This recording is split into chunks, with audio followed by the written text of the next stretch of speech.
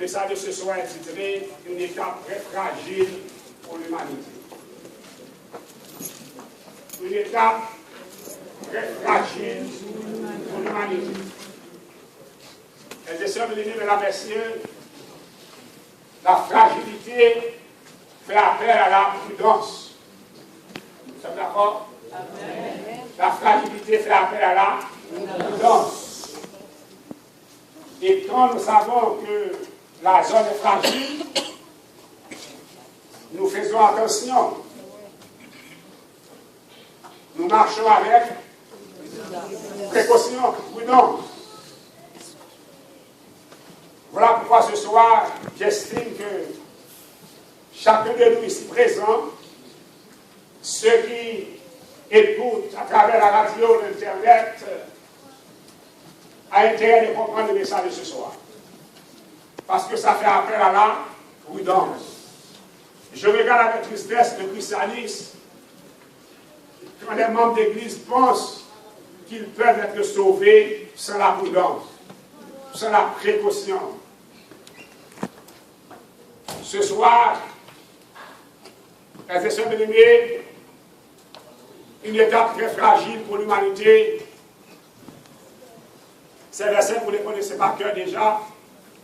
Ils me feront un sanctuaire et j'habiterai au milieu d'eux.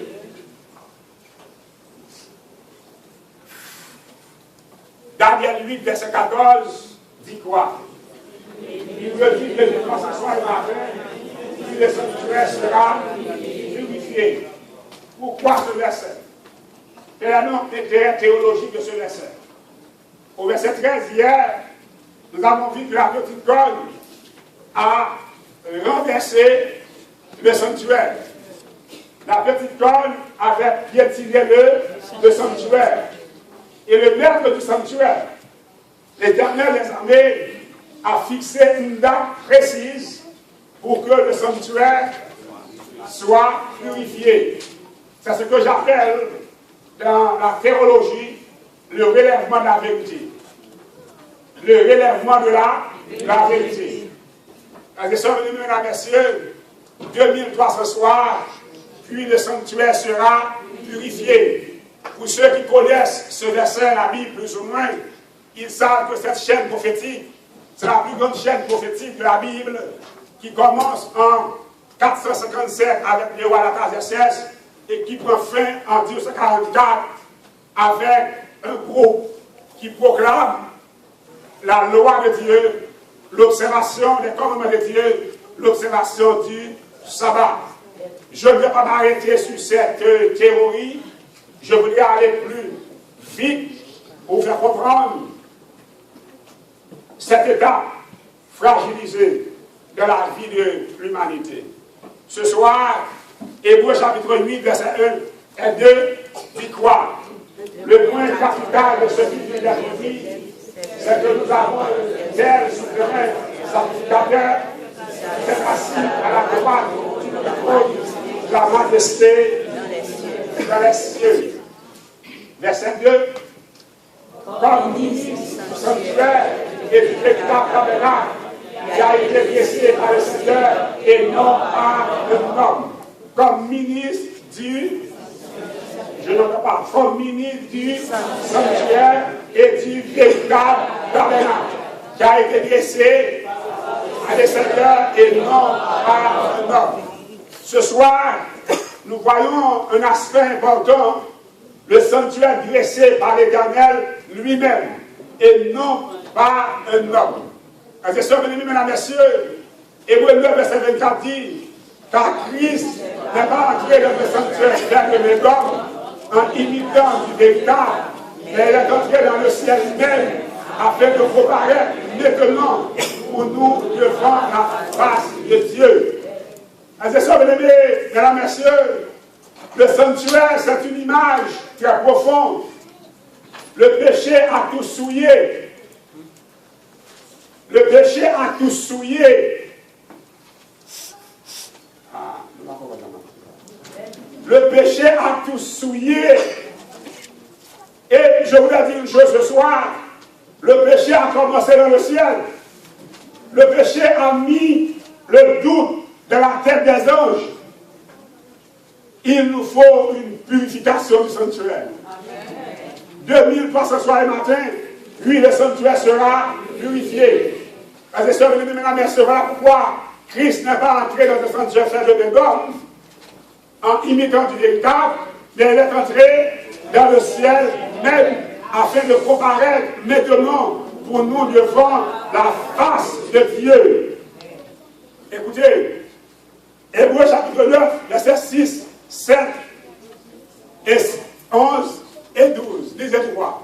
Or, ces choses étant ainsi disposées, les sacrificateurs qui font le service en tout temps dans la première partie du sanctuaire, verset 7.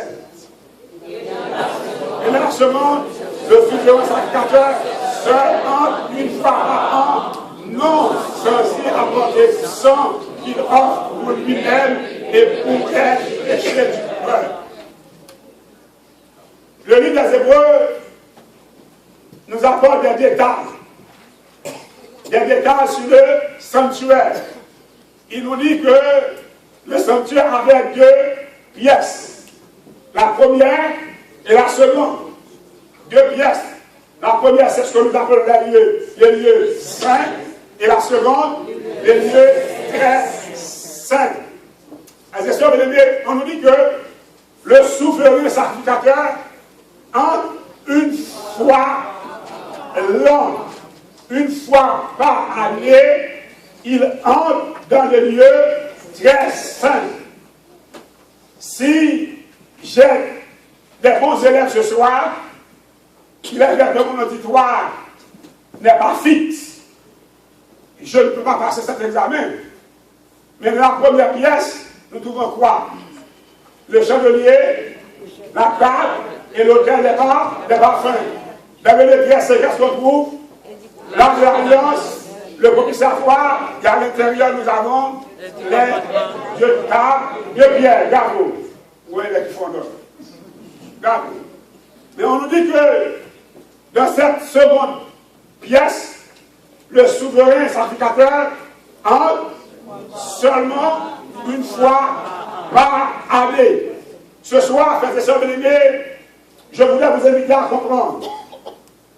Quand le souverain sacrificateur entre dans les lieux très saints, c'est un événement spécial. C'est un événement spécial. Laissez-moi voir si je vais vous faire comprendre. Dans le temps d'Israël, l'année tourne et à chaque fois le souverain sacrificateur entre, c'est la fin de l'année. Et on commence avec une nouvelle année. Chaque fin d'année annonce la fin du monde. Et ce soir, nous allons étudier comment viendra la fin du monde à travers le sanctuaire. Verset 11. Hébreux 9, verset 11, ça dit. Le Christ est venu comme souverain sacrificateur des biens à venir. Il a traversé le tabernacle plus grand et plus parfait qui n'est pas construit de l'homme, c'est-à-dire qui n'est pas de cette création. Ce soir, frères et sœurs, bien-aimés, mesdames et messieurs, un nouveau sanctuaire dans Hébreux chapitre 9. Le sanctuaire qui n'est pas de cette génération, verset 12. Et il est entré une fois pour toutes dans les lieux très saints, non avec le sang des boucs et des veaux, mais avec son propre sang, ayant obtenu une rédemption éternelle. Nous voyons le changement. On n'a plus besoin du sang des veaux. On n'a plus besoin du sang des boucs. Maintenant, Christ, maintenant le sang de Jésus, son propre sang, c'est l'élément purificateur du sanctuaire céleste. Frères et sœurs bien-aimés, mesdames, messieurs, ce soir, je voudrais vous inviter à maîtriser le message. Le sanctuaire doit être purifié. Amen. Amen. Le sanctuaire doit être purifié. 2300 soirs et matin, puis le sanctuaire sera purifié. Ce soir, dans Lévitique 23, verset 23 à 29, nous allons voir comment on savait procéder pour purifier le sanctuaire terrestre. Lisez avec moi. L'Éternel parla à Moïse et dit, verset 24, parle aux enfants d'Israël et dit, le 7e mois, le premier jour du mois, vous serez un jour de repos, publié au son des trompettes et d'une sainte convocation, verset 25. Vous ne ferez aucune reste servile et vous offrirez à l'Éternel des sacrifices consumés par le feu. Verset 26. L'Éternel parla à Moïse et dit, verset 27, le 10e jour de ce 7e mois, ce sera le jour des expiations. Vous aurez une sainte convocation, vous humilierez vos âmes et vous offrirez à l'Éternel des sacrifices consumés par le feu. Ce sera le jour des... Qu'est-ce que cela veut dire, expiation? Expier, confesser, purifier, nettoyer. Ce sera le jour des expiations. C'est un jour réservé pour le nettoyage. Un jour réservé pour la purification, pour la sanctification du peuple. Un jour des expiations. Verset 28, nous lisons. Vous ne ferez aucun ouvrage ce jour-là, car c'est le jour des expiations, où doit être faite pour vous l'expiation devant l'Éternel, votre Dieu. C'est un moment très important. Voilà pourquoi le titre c'était quoi encore? Une étape très fragile pour l'humanité. Une étape très fragile. C'est dans cette période que Satan va déclencher toutes ces stratégies pour détourner l'esprit des hommes sur la sanctification, sur la purification, parce que nous vivons les dernières secondes de l'histoire de l'humanité. Les sœurs bien-aimées, au verset 29, il a dit, toute personne qui ne s'humiliera pas ce jour-là sera retranchée de son corps. Les sœurs bien-aimées, vous entendez la vérité. Vous avez un certain orgueil spirituel. Vous entendez la vérité. Vous voyez la vérité. Vous croyez que c'est la vérité. Mais vous exercez un certain orgueil spirituel. Vous résistez pour dire que je suis monsieur X ou madame Y. Mais le texte dit, toute personne qui ne s'humiliera pas ce jour-là sera retranchée de son corps. Et sœurs bien-aimés, le thème dit sera retranché. Cela veut dire que ce soir, le peuple de Dieu va passer au criblage. L'Église va passer au criblage. Ce soir, je voudrais vous inviter à comprendre une chose. Dans Daniel chapitre 7, verset 9, il a dit, je regardais pendant que le français des trônes et le ciel des jours s'assit. Son vêtement était blanc comme la laine, comme la neige, et les cheveux de sa tête étaient comme de la laine pure. Son trône était comme des flammes de feu, et les roues comme un feu ardent. Avant, je regardais pendant que le placé des trônes, et le ciel des jours s'assit. Son vêtement était blanc comme la laine, et les cheveux de sa tête étaient comme de la laine pure. Son trône était comme des flammes de feu, et les roues comme des feux ardents. Nous voyons le trône de Dieu. Cette manifestation du trône de Dieu.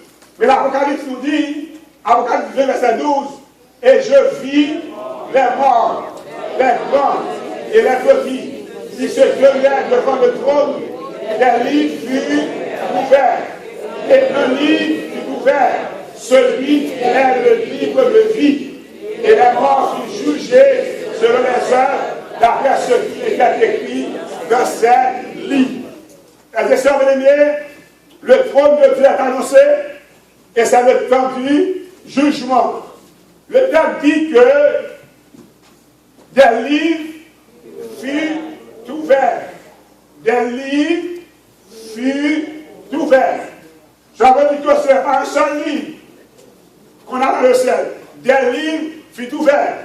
On a fait une précision. Et un autre livre fut ouvert. Virgule. Celui qui est le livre de vie. Mes sœurs, mesdames et messieurs, aucune action ne passe sans avoir noté. Aucune action ne passe sans avoir été notée par les anges célestes. Sans être notée par les anges célestes.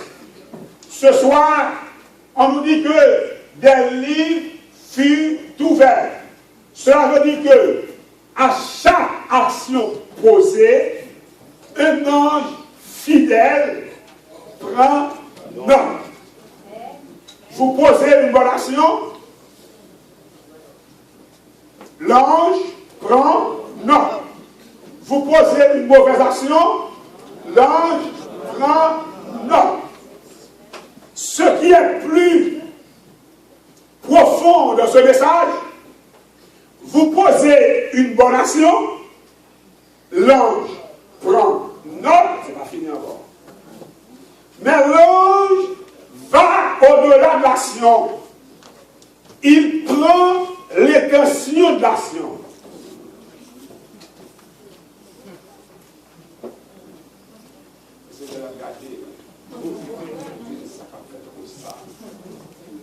Vous posez une bonne action, l'ange prend note, avec votre bonne action, vous trompez les hommes, mais l'intention de votre bonne action est notée dans le livre de vie du ciel.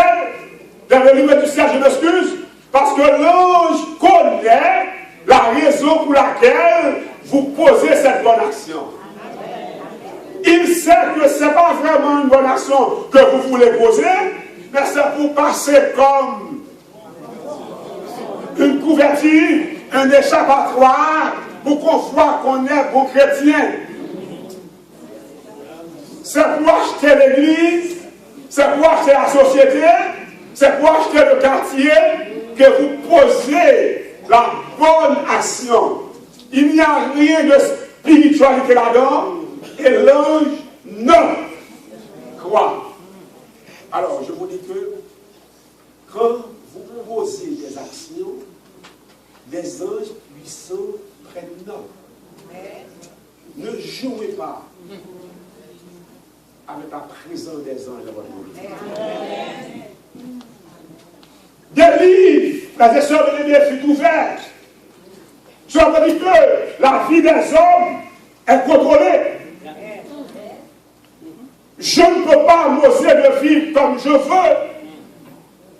Je ne peux pas prendre le prétexte que je comprends. Et j'ai pas mal d'échappatoires pour le dire. Je comprends, je vais attendre. On note pour vous.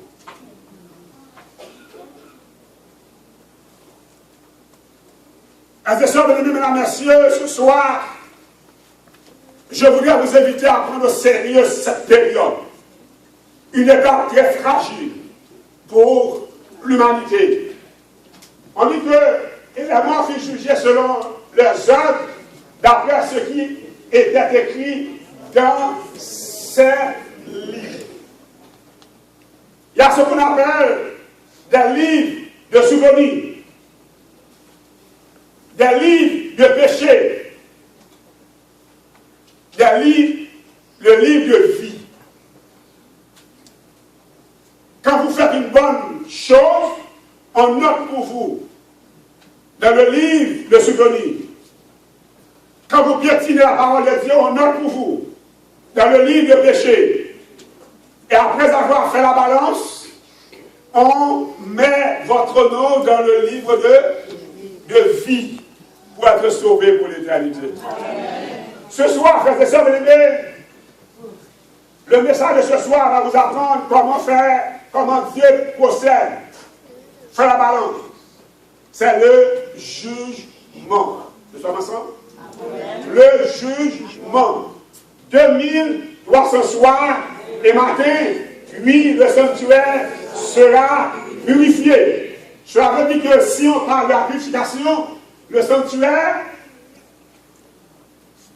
était souillé. Souillé les péchés. On avait vu hier soir que la petite corde avait renversé le sanctuaire. Ce soir, les sœurs et les mesdames et messieurs, nous devons comprendre une chose. Dans Matthieu chapitre 12, verset 36 et 37, nous lisons quoi? Je vous le dis, au jour du jugement, les hommes rendront compte de toute parole vaine qui nous seront proférées. Au jour, les hommes de toute parole vaine qui l'auront proférée. Frères et sœurs bien-aimés, mesdames et messieurs, nous vivons comme si rien n'était. Nous vivons comme si la vie commence sans fin. Nous vivons comme si le ciel n'existe pas. Nous oublions qu'à longtemps, chacun de nous sera pas devant le tribunal de Dieu pour être jugé. Ce soir, au verset 37, il a dit, car par tes paroles tu seras justifié et par tes paroles tu seras condamné.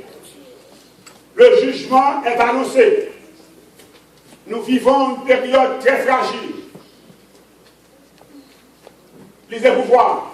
Apocalypse 14, verset 6 et 7. Ça dit, je vis le ange qui volait avec le du ciel, ayant un évangile éternel, d'annoncer aux habitants de la terre, à toute nation, à toute tribu, à toute langue et à tout peuple. Un évangile. Quel est donc le contenu de cet évangile? Verset 7. Il désire une voix forte. Craignez Dieu et donnez une voix, car l'heure de son jugement est venue. Adorez celui qui a fait le ciel après la mer et la plutôt. L'heure de son jugement est venue. Frères et sœurs bien-aimés, une heure est fixée pour que l'humanité paraisse par devant le tribunal de Dieu, par devant le trône de Dieu. Une heure est fixée, car l'heure de son jugement est venue. Voilà pourquoi dans Daniel 8, 14, l'on dit, jusqu'à quand le sanctuaire sera foulé aux pieds. L'ange répond, 2300 soirs et matin, puis le sanctuaire sera purifié. C'est l'heure du jugement. Le jugement a une date précise. Et dans l'introduction de mon sermon, je vous ai dit que la chaîne prophétique, 2300 soirs et matin, le sanctuaire sera purifié, termine en 1844. Depuis cette date, c'est le jugement investigatif qui a commencé. Nous avons un groupe de personnes qui prêchent la loi de Dieu. C'est le rétablissement de la vérité. Car l'heure du jugement est venue. Et sœurs, mesdames et messieurs, Éphésiens 5, verset 14 à 6, lisez pour voir.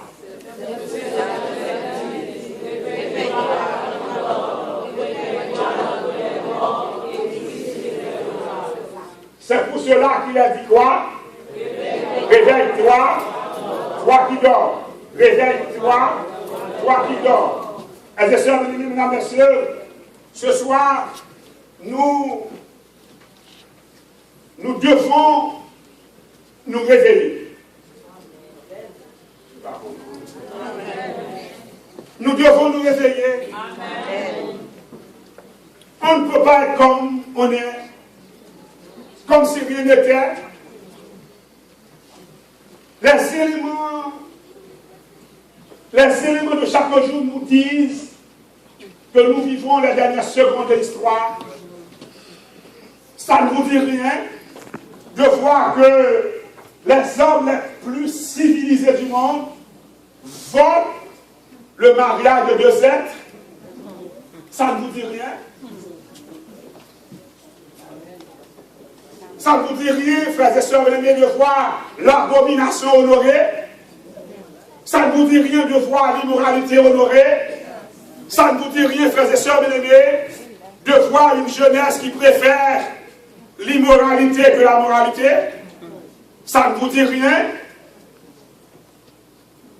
Frères et sœurs bien-aimés, mesdames et messieurs, ce soir, c'est l'heure du réveil. Réveille-toi. Toi qui dors. Toi qui dors, réveille-toi. Réveille-toi d'entre les morts. Et Christ t'éclairera. Réveille-toi d'entre les morts. C'est comme si ceux qui n'obéissent pas à la parole de Dieu représentent les morts. Réveille-toi d'entre les morts. Jésus avait dit déjà au jeune homme qui voulait aller ensevelir son parent qui est mort, il dit, laissez les morts, ensevelir les morts. Il voulait dire ceux qui ne respectent pas la parole de Dieu, ceux qui n'acceptent pas Christ dans leur vie sont des morts spirituels. Des morts nés.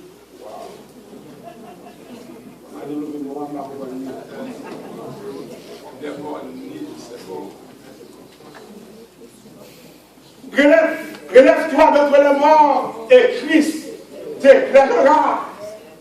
Pour ce soir, frères et sœurs bien-aimés, au verset 15, il a dit, prenez donc garde de vous conduire avec circonspection, non comme des insensés, mais comme des sages. Ne soyez pas des insensés. Ne soyez pas des insensés. Soyez des sages. Pour ce soir, frères et sœurs bien-aimés, le verset 5 dit, crois. Et le temps, les jours sont mauvais, les jours sont mauvais. Rachetez les temps.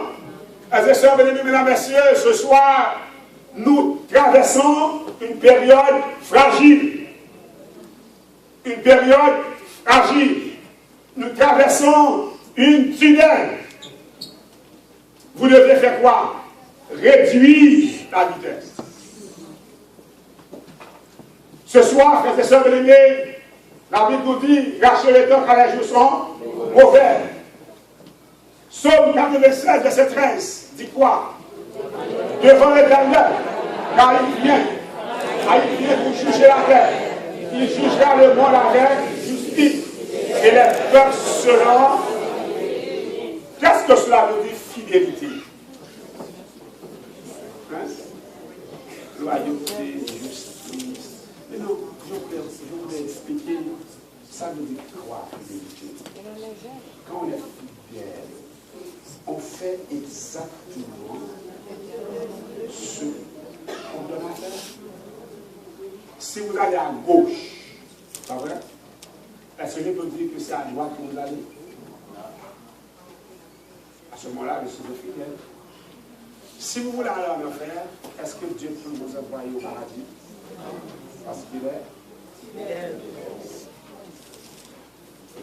De sa justice, de sa fidélité, de sa loyauté, il donne à chacun selon ses œuvres. Je peux vous poser une question ce soir? Voulez-vous être sauvé? Amen. Dans Jean 5, 39 dit, vous sauvez les héritiers parce que vous pensez à la vie. Arrêtez. Je ne sais pas demander ça. Si vous savez que la vie éternelle est dans la parole de Dieu, piétinez la parole de Dieu. Vous négligez la parole de Dieu. Voulez-vous être sauvé réellement? Amen. Même quand vous dites Amen, si vous piétinez la parole, vous ne voulez pas être sauvé. Donc, Dieu fidèle, il jugea le monde avec justice et les peuples selon sa fidélité. Donc, Dieu nous donne cette garantie que son jugement sera un jugement juste. Un jugement juste. Voilà pourquoi que je me mets à genoux, je dis toujours à mon Seigneur, je veux être sauvé. Seigneur, je suis faible. Je fais des choses abominables à tes yeux. Mais ce que moi je veux, c'est le salut. Corrige-moi comme mon descend. Corrige-moi comme mon descend. Change les pieds de ma vie comme mon descend. Mais quand tu as sauvé, je veux être sauvé. Ce soir, frères et sœurs, bien-aimés, mesdames, messieurs, le jugement de Dieu sera un jugement juste. Apocalypse 11, verset 18 et 19. Lisez-vous quoi? Vous ne lisez pas.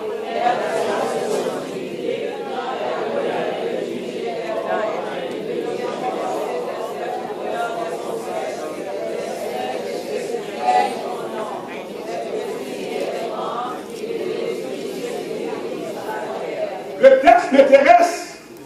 Les nations se sont irritées. Et ta colère est venue. Et le temps est venu de faire quoi? De juger les morts, de récompenser tes serviteurs, les prophètes, les saints et ceux qui craignent ton nom. Les petits et les grands, et de détruire ceux qui détruisent la terre. Un temps de jugement est annoncé. Le temps est venu de juger. Frères et sœurs bien-aimés, la raison d'être de ma présence ce soir de cette église, c'est de vous rappeler un temps est fixé pour le jugement. Amen. Un temps est fixé pour le jugement.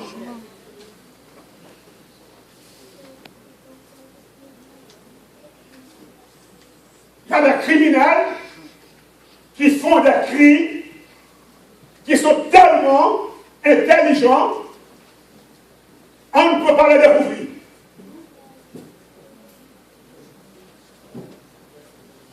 Je regardais un film où le criminel a fait une action depuis dans les vingtaines. On l'a découvert quand il avait tous les cheveux blancs, les barbes, les lèvres, tout et tout blanc à 70 combien d'années. Et on l'a découvert. Mais ce que je veux vous dire ce soir, Dieu vous connaît mieux que vous-même. Il n'aura pas besoin de tout ce temps-là pour vous découvrir. Pour nous découvrir. À chaque seconde, il connaît très très bien votre intention. Vous n'aurez pas le temps de dire à Dieu, mais tu sais, c'est ça. Non, c'est ça. C'est comme le frère qui l'explique cette histoire triste. Un homme qui travaillait dans un bureau et son collègue était chrétien. Et le collègue lui parle de Dieu, et il dit à son collègue, mais je veux que Dieu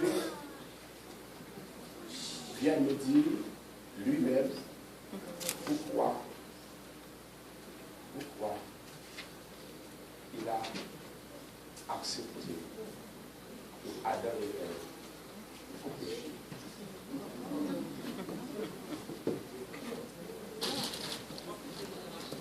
Vous n'entendez pas? Pourquoi Adam et Ève ont péché? Il veut. Pourquoi Adam et Ève avaient péché? Il veut que Dieu vienne lui-même. Pourquoi Adam et Ève Demain, si Dieu veut, le collègue est venu à son bureau. Il ne voit pas l'autre. Et quand il a demandé pour lui, il est mort hier soir.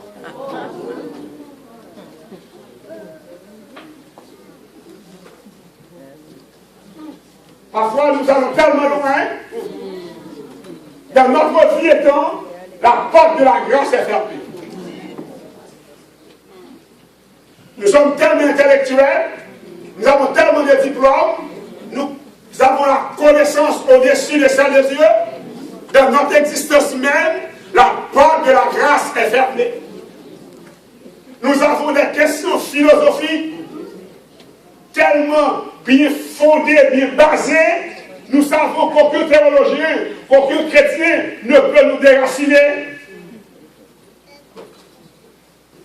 Ce soir, un temps est réservé.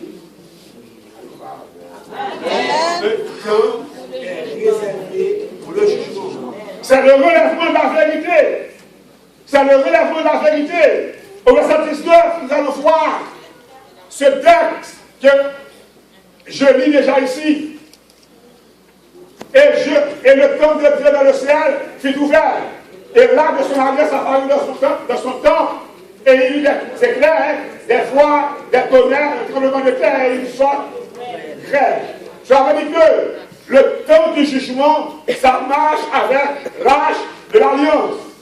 Dans l'âge de l'alliance, on n'avait que les 2 temples de Pierre, les 10 commandements. Le jugement a besoin d'une loi. Est-ce qu'on peut juger sans la loi? Sur quelle base on va juger l'humanité? La loi de Dieu. Frères et sœurs de l'Église, si vous dites la loi abolie, vous oubliez le jugement. Amen. Si vous dites la loi abolie, vous oubliez le jugement. Parce que tout jugement a une loi, une base. On ne peut pas me juger sans la base. Sur quelle base on va me juger? Supposons ce soir, on a 3-4 femmes, 3-4 maris. Sur quelle base on va vous juger? Sur la base de la loi. La loi dit que vous devez avoir une seule femme, un seul mari. Puisque vous avez 2 droits, vous êtes coupable. Vous êtes coupable. Vous violez la loi. Eh bien, le jugement de Dieu a sa loi. La loi de Dieu faisait survenir à la base de son jugement. Voilà pourquoi, quand au verset 18 on dit le temps est venu de juger, et tout de suite après, l'âge de l'alliance apparut dans le ciel. Les 10 commandements. Ce soir, 1 Pierre 4, verset 18 et 17 et 18 dit quelque chose de grande importance. Lisez avec moi. À la maison de Dieu. Or, si c'est par nous qu'il commence, c'est à la fin de ceux qui n'obéissent pas à l'évangile de Dieu. Par où commence le jugement? Par où commence le jugement? Que représente la maison de Dieu sur terre? L'Église, le christianisme. Le jugement de Dieu commence par l'Église. Quand je dis l'Église, je parle du christianisme. Ça veut dire que, frères et sœurs bien-aimés, dans votre Église, là où vous êtes, vous qui êtes sur la radio maintenant, dans votre Église, là où vous êtes, un jugement s'annonce.